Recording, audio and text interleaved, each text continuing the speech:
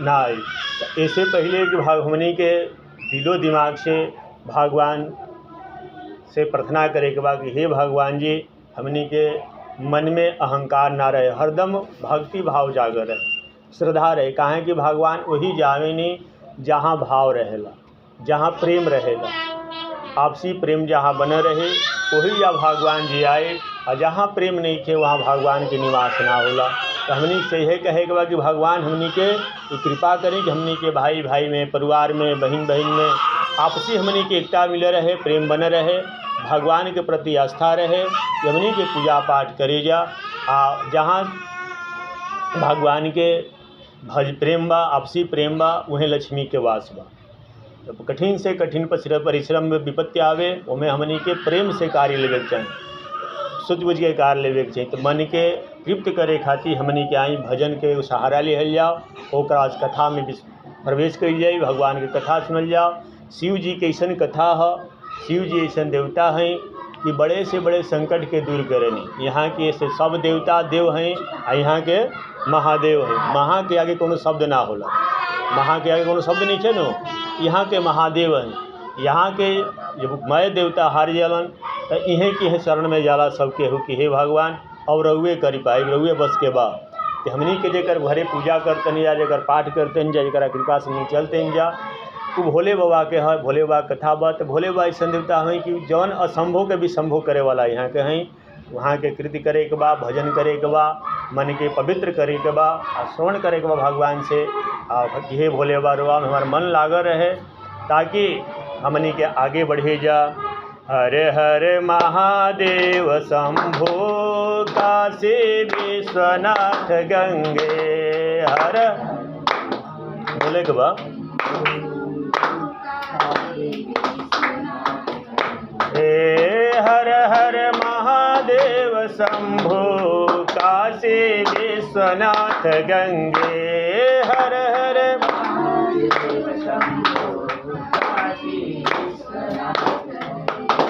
काशी विश्वनाथ गंगे, माता पार्वती संगे। काशी विश्वनाथ गंगे, माता पार्वती संगे। काशी संगे, माता पार्वती संगे। हर हर महादेव शंभो, काशी विश्वनाथ गंगे।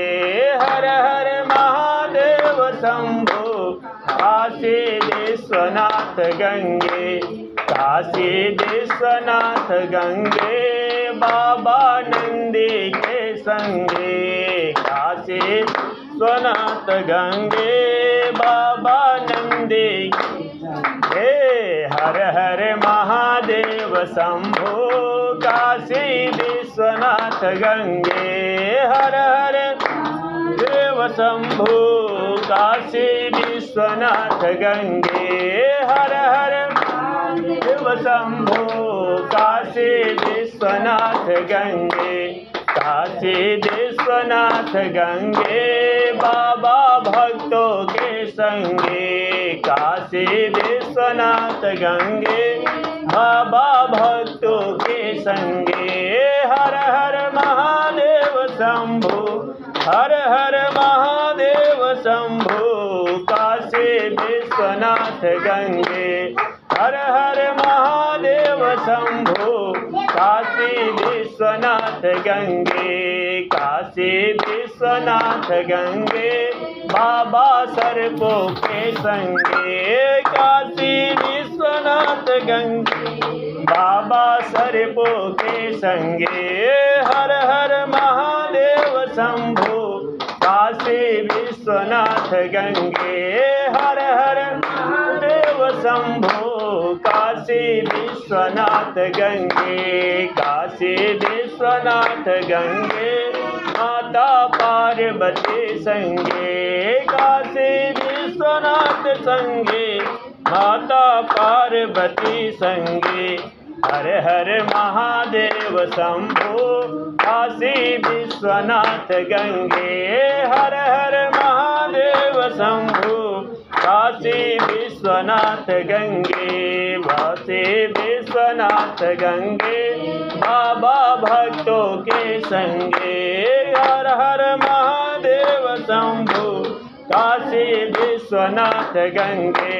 हर हर महादेव शंभु काशी विश्वनाथ गंगे। काशी विश्वनाथ गंगे बाबा भक्तों के संगे। हर हर महादेव शंभु काशी विश्वनाथ गंगे। हर हर महादेव शंभु काशी विश्वनाथ गंगे।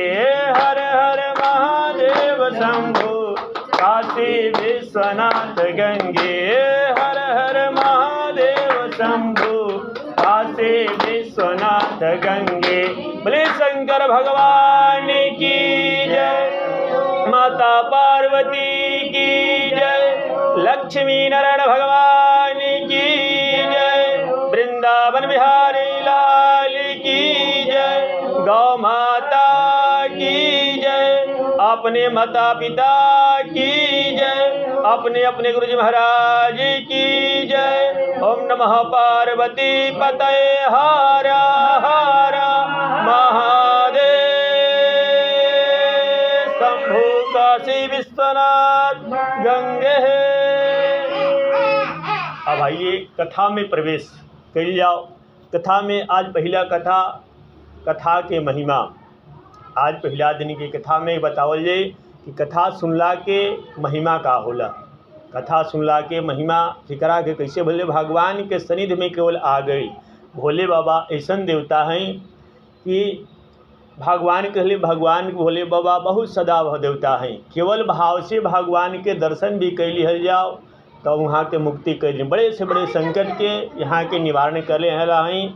आज ये कथा में कथा के महिमा बतावल गई बा। कि कथा के केवल भगवान के द्वार पर चल गईला से भगवान कष्ट हर लेनी।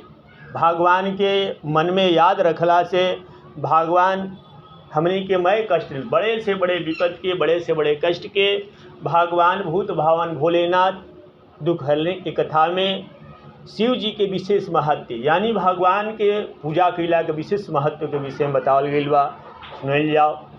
एगो कथा में बतावले कि एक समय के बाद त्रिपुरारी भुजंगधारी श्री काशीपति महादेव जी जगत माता पार्वती जी के साथ प्रसन्न रूप से विराजमान थे। शंकर जी और पार्वती मैया भ्रमण करते हैं, घूमत रहनी जा, बैठे रहनी जा। वही बरा के बात जगत माता ने उनसे अनुरोध किया, भगवान कोई ऐसी कथा कहिए। इस पर भगवान भूतनाथ किंचित मुस्कुराए और बोले कि हे पार्वती सुनो। पूर्व समय में कृष्णकांड नामक एक ऋषि का पुत्र मंडप नाम से विख्यात था। वह बाल्यकाल में ही कुसंगति के कारण पाप कर्म में लीन हो गया था। कुष्मांड ऋषि जो रहने पंडित जी, ब्राह्मण पंडित जी के लड़का कुष्मांड नाम के एगो पंडित जी रहनी। वहाँ के बहुत विद्वान रहनी, बहुत विद्वान रहने को पिता खातिर सबसे बड़ा खुशी का होला ओकर लड़का ओकर ले विद्वान होके, ओकर लड़का ओकरो ले बुद्धिमान होके। हर पिता के ई दायित्व होला, इच्छा रहेला कि हमार लड़का हमरो ले विद्वान होके, हमारा ले धनवान होके, ओकर समाज में प्रशंसा होके, नाम होके। कुष्मांडा पंडित जी जो रहनी वहाँ के भी मन में श्रद्धा रहे कि हमरो लड़का खूब पढ़े के भेजी। लेकिन देखिए एक कथा में बतावल गई बा, कुष्मांडा ऋषि बहुत विद्वान रहनी और वहाँ के औरत एक ही लड़का खुशत का होला कि एगो लड़का रहला तो हमने के बहुत दुलार प्यार करे नहीं जा। तो दुलार प्यार तो करे के चाहिए, लेकिन ओकरा शिक्षा से ना, ओकरा शिक्षा से ना। लड़का बा तो महतारे होला कि माई के लगे ममता होला, माई के लगे ममता होला। तो पिता थोड़ा पिता के भी दर्द उतने वाले, लेकिन का होला महतारी के विशेष होला कि भाई लड़का के डांटी ना, बाबू जो हैं तो बोले लगे हैं। वैसे ही का होके कुष्मांडा नाम के जो पंडित जी रहनी, लड़का बहुत मंडप ऋषि जो रहनी, बाल्यकाल से पिताजी भेजी पढ़े जाए खातिर। लड़का तनी मुनी खिसियाए लगा से ना तो माई बना कर दे। पंडित जी कहीं से आई, कुछ बउआ स्कूले गई रहन, माई के हाँ हाँ गई रहा।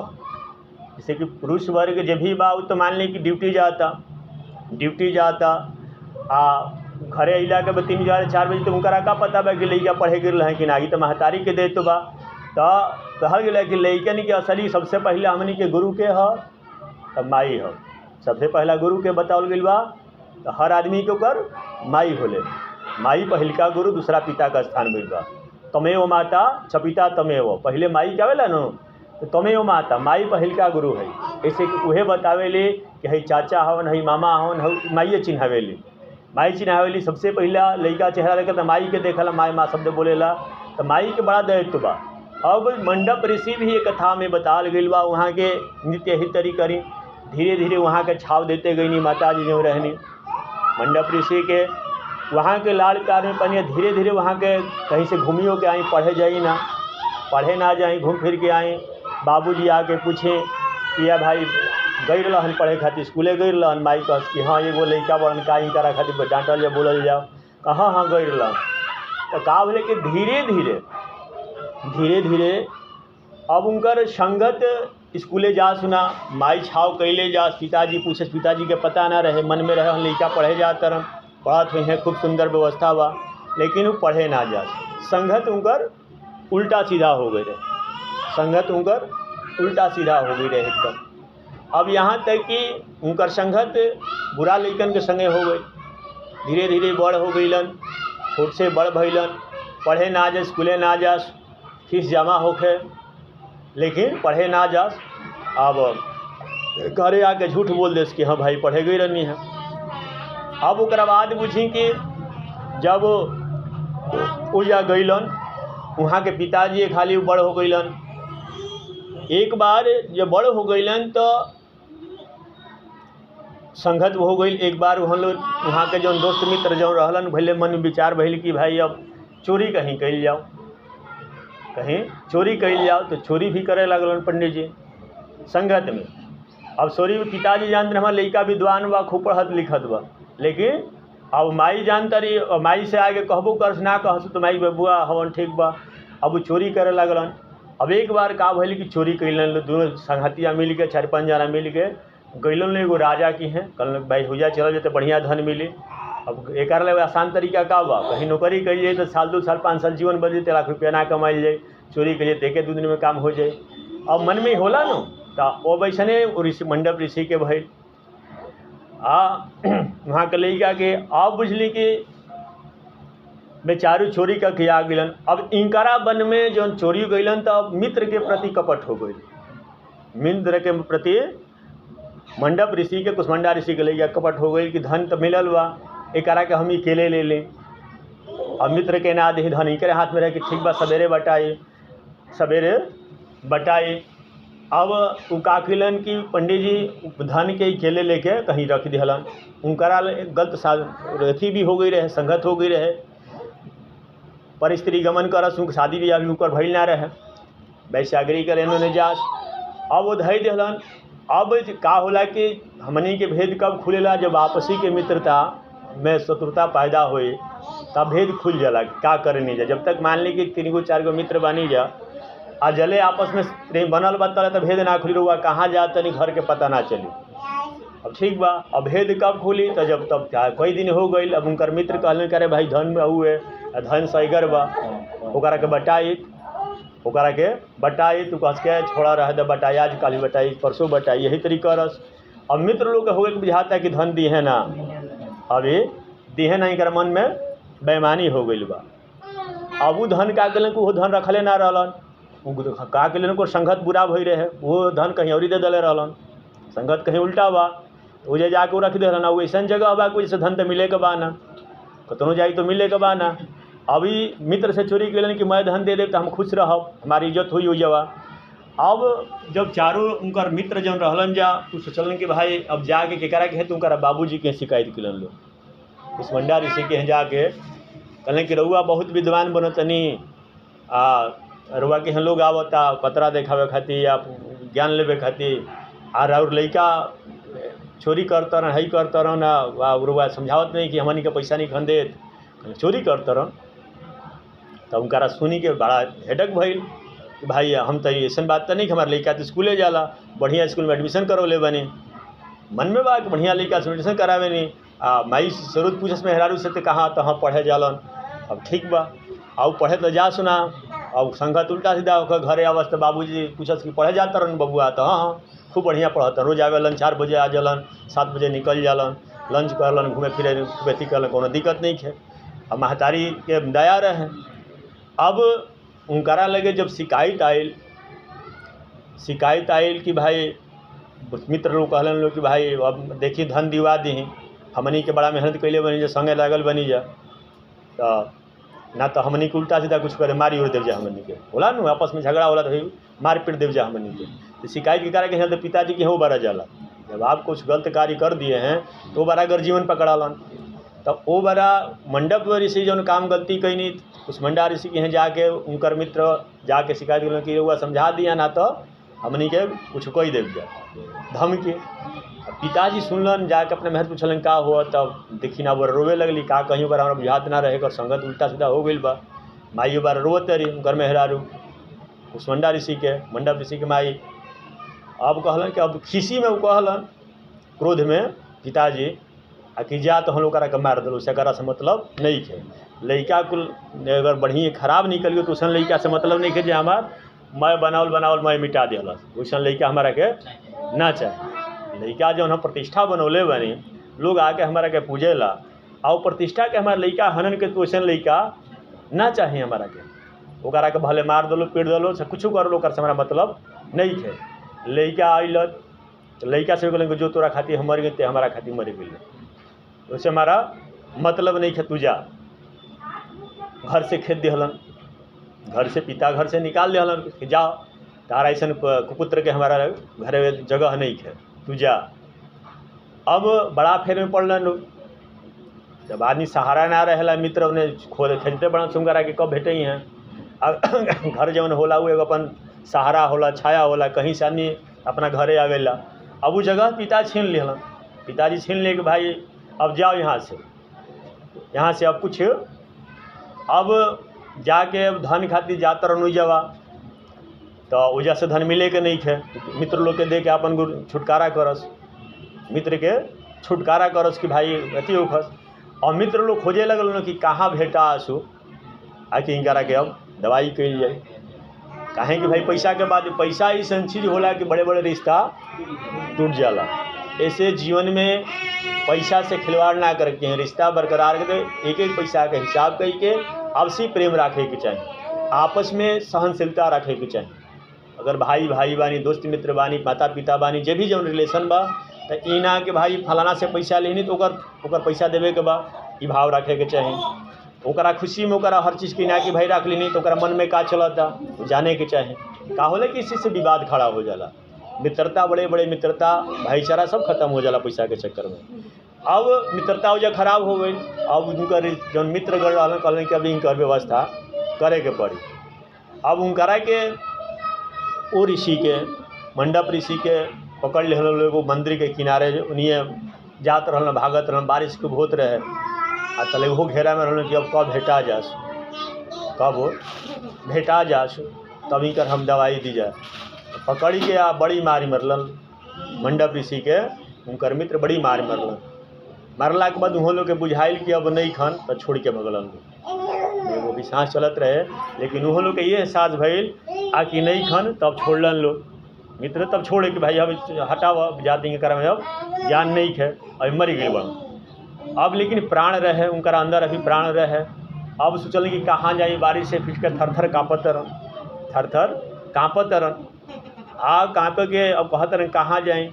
बगल में ही मंदिर है भगवान भोलेनाथ के मंदिर, और देवता के मंदिर में नाना प्रकार के दरवाज़ा होला, लेकिन भोले बाबा के मंदिर में दरवाज़ा ना हो, खुला रहेला अधिकांश मंदिर में, और ही कुछ ना हो तो अंदर से बात बाकी खुला रहे कि कौनो बेरा भगवान के नहीं, कौनो बेरा कौनो सहारा जेकर केहू सहारा नहीं थे, ओकर सहारा हम बानी। केहू सहारा नहीं थे तो ओकर देखी ओकरा के अपनौले, सांप के केहू नहीं थे अपनौले, काहे कि बिखतर है तो ओकरा के सांप गुजर जितना बड़ा भोले बाबा अपनावले, काहे कि ओकरा केहू अपनाई ना। तो ओकरा के जेकरा के केहू ना अपनावेला, जेकरा केहू ना संभाल, ओकरा के बोले कहेंगे चलो तू हमारा के आओ। जब केहू तारा के ना पूछी तो हम पूछब। तो ओकरा माने तो भोले बाबा के मंदिर में घुस गए। आ भूख कई दिन खैला हो गई रहे, मार बहुत पड़ गई रहे। आ जाके मंदिर के किनारा वही तरी अपन जाके घर मतलब वही जा भगवान के कथा होत रहे, शिव पुराण के कथा पंडित जी कहत रहनी, कथा होत रहे। तो डरे लोग के बीच में ना जा, लुका के जहाँ अन्हार रहे मंदिर में ओइजा बैठा रहलन, ओइजा बैठा रहलन।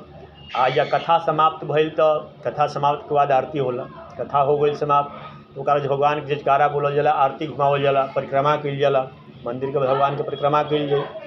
अब ये सब काम होला। कथा सुनला के बाद बैठ के बड़ा ध्यान से, काहे कि कथा कब अच्छा लगेला, भगवान के कब अच्छा लगेला, तब दुख में सुख बहुत रही तो भगवान याद बहुत कम आई। सब चीज़ शरीर धन बावे, बलवान बानी, शक्तिशाली बानी, तब भगवान के कुछ ना बुझब। कब बुझब जब लगे कुछ ना रही, तब कहब हे भगवान करब। अब उनको लगे दशा खराब रहे, भोजन के तला दिक्कत रहे, कई दिन खैला में पूरा दर्द बा, अब जहाज के खत्मे बड़न। अब मेरा खूब मन से भगवान के कथा सुनलन पंडित जी। मन में चिंता बा कि भाई घर से खेदा गई बनी, अब कहाँ जाए, मर पिटाए गई बनी, अब शरीर काम नहीं करत, एक गिलास पानी के आवश्यकता बा, पानी नहीं खे मिलत, का करी हम। तो वो दुख में भगवान की कथा सुनस, पंडित जी कथा कहत रहे, न्यूजा लोग कथा सुनत रहे।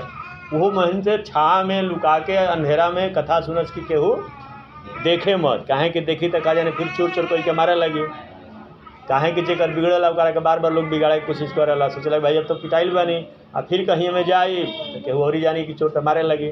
तो लुका के आ शिव जी के पार्थिव के बीच में बैठ के कथा सुनस, भीतरी के भाई केहू देखे मत, बड़ी कथा होता। जब कथा समाप्त हो गई, कथा समाप्त हो गई तो भगवान की आरती होखे लागल, लोग आरती लेके गए तो देखा था कि वही जब उनकर देह में प्राण नहीं के भूख है, एकदम छटपटाई बनल, एकदम वैजा बड़न। लोग देखल भाई के हम करा के बहरी ले गई। पंडित जी बुलौलन, जी कथा कहत रहे, भाई बुलावल जाओ। तो अलन, अला के बाद गोड़ पक गलन, भाई के हव, परिचय दो, कहाँ रहा है, तार दशा खराब बा, मैं शरीर में से अथी होता। पंडित जी कथा कहत रहे, कि कथा को मंच पर कथा कहता, लोग जुटल बा कथा सुने वाला। अब मंडप ऋषि पिटाइल बनल, तो अब पिटैला के बाद शरीर में तो दाग होइए गई हो, ब्लड खून गिरते हुए, अब दशा खराब बा, यही तरीका से आँख से आंसू गिरते बा, बुरा हालत बा। अब लोग पूछला कि कोई के हो बबुआ, कहाँ से आइल बड़ा, कैसे कैसे, कहाँ घर है, कहाँ द्वार है।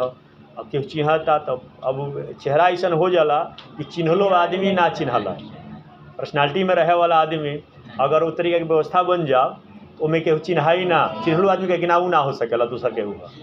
अब दशा खराब हो जाओ, फाटा चिल्ले कपड़ा पहन लिहल जाओ, 2-4 सौ कपड़ा हो जाओ, तो लोग चिन्ह दो कही कि ना ना वो बाबा ना हो, दूसर केहू हो, कहीं कि भीष्म रहल ना, उनकर भेष दूसर बा, तो वो लोग के बात के ना मानी। अब लोग विश्वास नहीं करते कि, तो कहना कि ना हम इस मंडा ऋषि के लड़का है, मंडप ऋषि हमारा नाम है, तू कैसे हो सकल, तो विद्वान ब्राह्मण वहाँ के तो चारों ओर चर्चा बा, वहाँ के विख्यात आदमी है, तू कर लड़का कैसे हो सकल, आ तहर दशा ही कैसे भइल।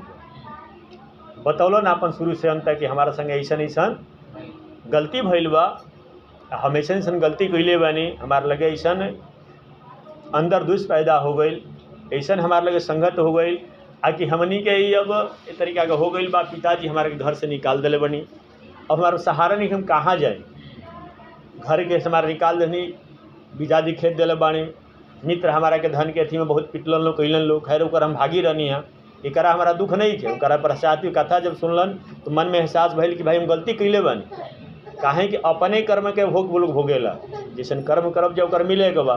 तो ये कहलन कि भाई हम गलती कैले रहनी, हम हनी के हिस्सा ना दिले रहनी, एगो तो चोरी कैनी, आ दूसरा से भी मित्र से चोरी कैनी कि भाई हनी के धन नहीं के देत, तो खातिर मनस तक हमारा कोनो दुख नहीं थे। लेकिन दुख हमारा ये बात के बा कि हमारे पिताजी हमारा के अब अपना अथी से दखिल कर दिलन, तो पिता सुख हमारा से छीन गई, इसे बहुत बड़ा दुखी बानी। कहले कि सबसे बड़ा ये कथा कहते कि सबसे बड़ा हर गलती के प्रायश्चित जवन होला, मन में प्रायश्चित हो गई तो मैं पाप कट जाला, मन में प्रायश्चित हो गया हमारा से गलती भइल बा, हमारा से गलती भइल बा तो पाप कट जाला। काहे कि क्षमा आदमी भगवान को, ओहू में भगवान के रुआ कथा सुन ले बानी, संत जी भी कथा सुहत रहे, तो देखी भगवान के रुआ कथा सुन ले बानी तो पाप मैं दोष कट जाला। निश्चिंत होखी हमनी के चलब जा रुआ संगे, और रुआ पिताजी से कहब जा कि पाप से मुक्ति बढ़न, आई मिंगा के रखी अपना घरे, और रुआ लगे मन में होइए गल गलती कैले बानी, आ रुआ जाके गोड़ पर गिर जाइबा, तो हाँ गोड़ पर गिर जौन कहबे तौन कैले, अब मंडप ऋषि के मन में ही हो गई रहे, मतलब कथा सुनला से ही मन के जौन ईर्ष्या रहे, अहंकार रहे, एगो तो पिता की रहनी, और बाद से कथा सुन लेनी, तब मन के जौन मैल बा सब खत्म हो गई रहे।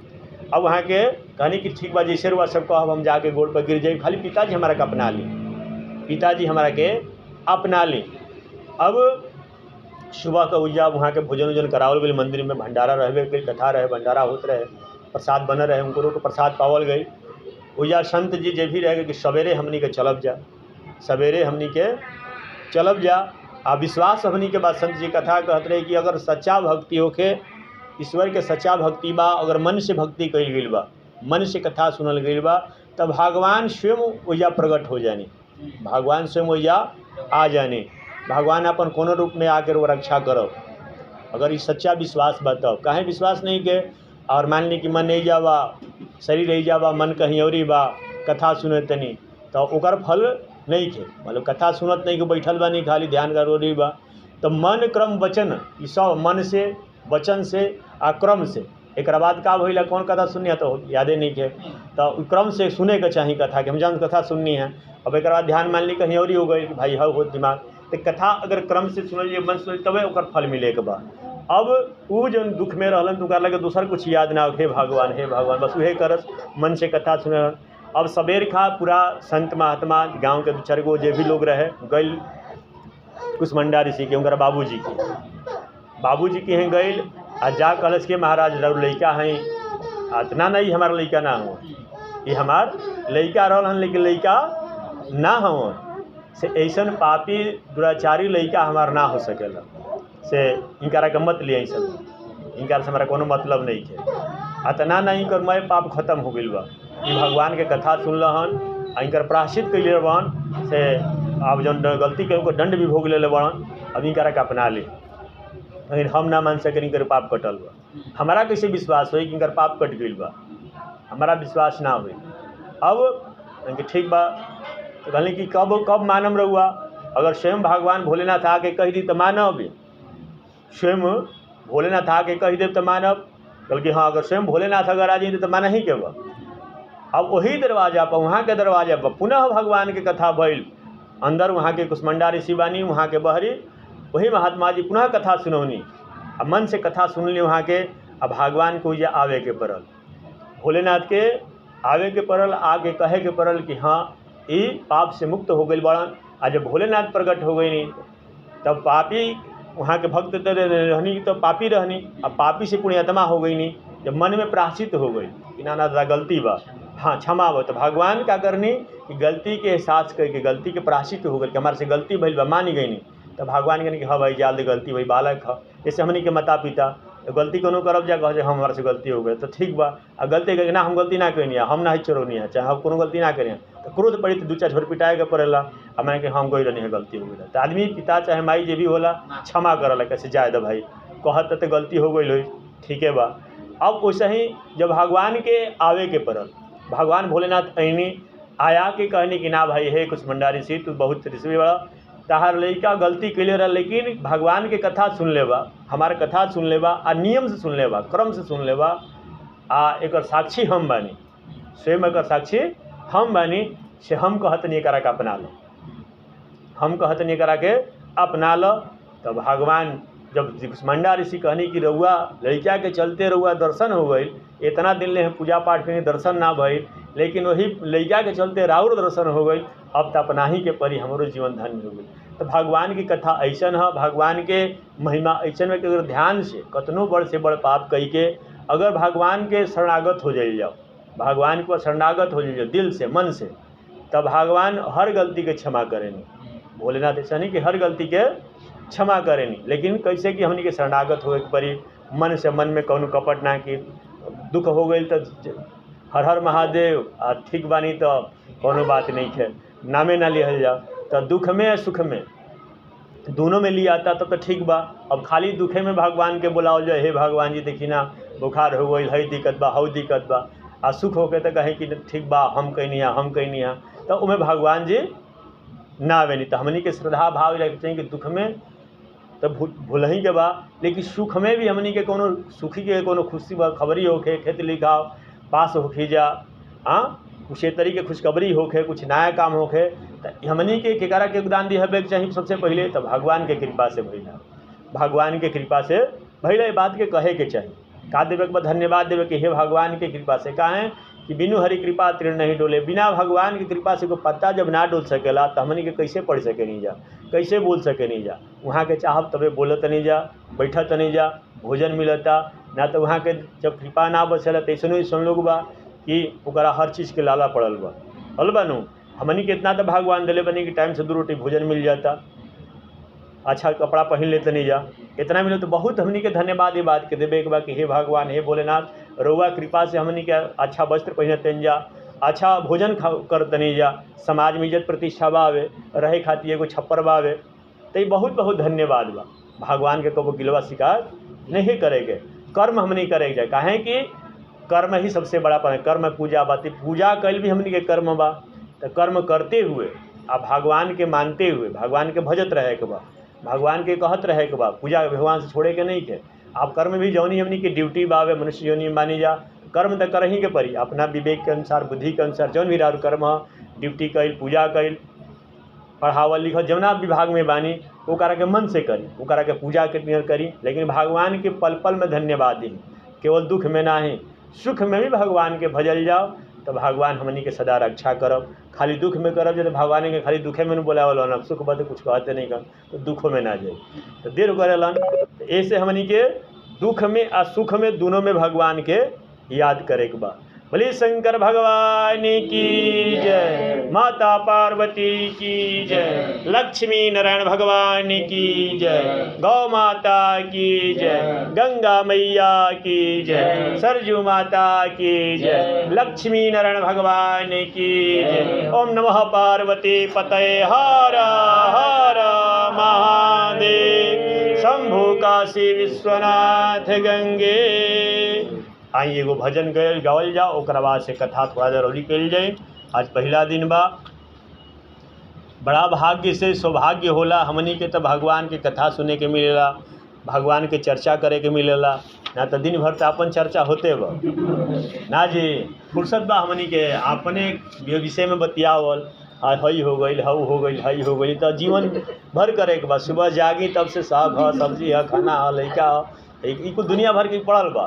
ईश्वर के नाम लेवे के फुर्सत कबो मिल जाला ना। ते तरी बैठे के कहाँ पर मिलता जल्दी हमनी के, ना तो अपन काम बा, भाई स्कूले जाए के बाद, खेत लिखा के बाद, घर बनाए के बाद, ड्यूटी जाए के बाद, इहे सांसारिक जीवन। लेकिन भगवान 2 मिनट बैठ के ईश्वर के कोनो एथी नहीं ना, ठीक बा, पंखा कोनो जरूरत नहीं है। तो हमनी के भगवान के भजे के चाहिए, जब उतने मेरा होगा आपस से कुछ नहीं के तो कम से कम से एक दिन जैसा छुट्टी रहता है घरे, आप सहूँ बैठ के भगवान के सीताराम सीताराम करे के चाहिए, चर्चा करे के चाहिए। एक दिन को सब एगो ड्यूटी बना लिया जाए, कुछ नहीं के रोज़ नहीं जा कर, तो एक दिन ही भगवान के 2 मिनट 4 मिनट 5 मिनट सत्संग हो जाओ, हरे राम कृष्णा हरे कृष्ण, कुछ नहीं होगा तो हरे राम राम राम हरे हरे हो जाओ, तन ताली बाज जाओ, घर सुनाओ। ये तरीका से एगो मीटिंग होके के चाहिए कि भाई हफ्ता में एक दिन कुछ करे के बा। हफ्ता में आदमी मिल के खाली सुंदर कांड कर लेवे को, हनुमान चालीसा पढ़ लेवे के बा, शिव चालीसा पढ़ लेवे के बा, सामूहिक नहीं बैठ के रोज़ नहीं कर पाओ तो एको दिन एक दिन छुट्टी मनावल जाला। सर कंपनी में भी छुट्टी कबो कबो रहेला, तो छुट्टी एगो भगवान के एक दिन तो निकाला जाए भगवान के नाम से। बोले शंकर भगवान की जय, गौ माता की जय, गंगा मैया की जय, वृंदावन बिहारी लाल की जय, गौ माता की जय, अपने अपने माता पिता की जय, अपने अपने गुरुजी महाराज की जय। ओम नमः पार्वती पतये हर हर महादेव, शंभु काशी विश्वनाथ गंगे।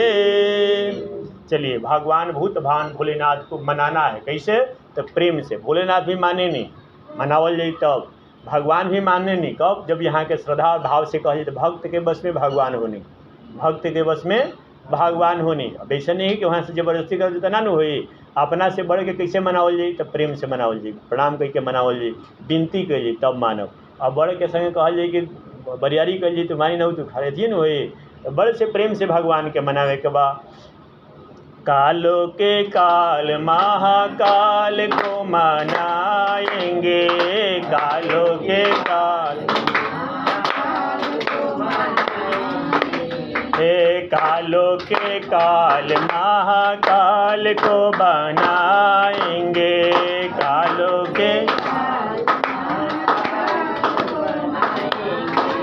कालों के काल महाकाल को मनाएंगे, कालों के काशी नगरिया में शीश को झुकाएंगे, काशी नगरिया हे कालों के काल महाकाल को मनाएंगे, कालों के काल मनाएंगे, काशी नगरिया में शीश को झुकाएंगे, काशी के भांग धतूरा का भोग लगाएंगे, भांग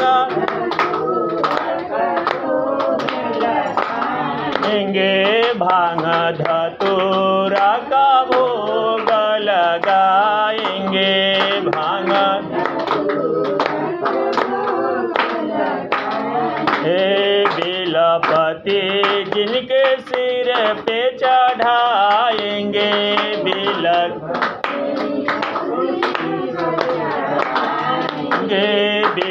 के पति उनके सिर पर चढ़ाएंगे, बिल के पति कालों के काल महाकाल को मनाएंगे, कालों के काल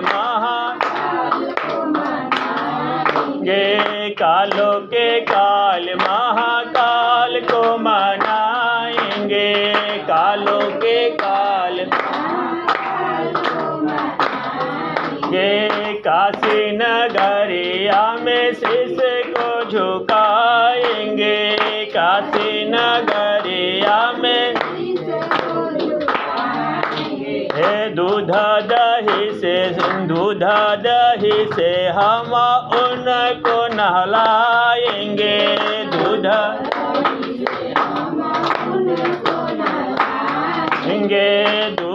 दही से हम शिव को नहलाएंगे, दूध दही से कालों के काल महाकाल को मनाएंगे, कालों के काल काशी नगरिया में सिर को झुकाएंगे, काशी नगरिया में शीश पर चंदा जिनकी जाटा में गंगा है, सिर पे चंदा जिनकी जाटा में गंगा है, सिर पे चंदा जिनकी जाटा में गंगा है, गले में नाग जिनकी देखो भुजंगा है, गले में नाग जिनके देखो भुजंगा है, कालों के काल महाकाल को मनाएंगे, कालों के काल महाकाल को मनाएंगे, काशी नगरिया में शीश को झुकाएंगे, काशी नगरिया में कालों के काल महाकाल को मनाएंगे, कालों के काल काशी नगरिया में सिर को झुकाएंगे, काशी नगरिया भस्म लगाए भोला डमरू बजावे भोला, भस्म लगावे भस्म लगाए भोला डमरू बजाए भोला, भस्म लगाए भोला डमरू के ताल पर हम सब को नचाएंगे, डमरू के ताल पे हम गे डमरू के ताल पे हम सबको नचाएंगे, डमरू के ताल पे हम सबको नचाएंगे। कालों के काल महाकाल को मनाएंगे, कालों के काल महाकाल को मनाएंगे, कालों के काल महाकाल को मनाएंगे, कालों के काल महाकाल को मनाएंगे। काशी नगरिया में शीश को झुकाएंगे, काशी नगरिया में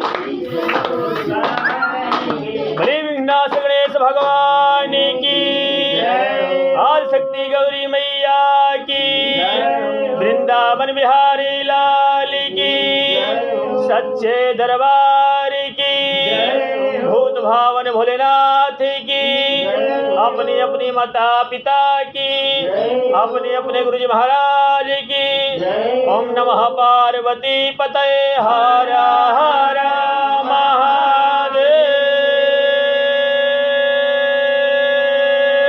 शंभो काशी विश्वनाथ गंगे। आइए कथा में प्रवेश करते हैं।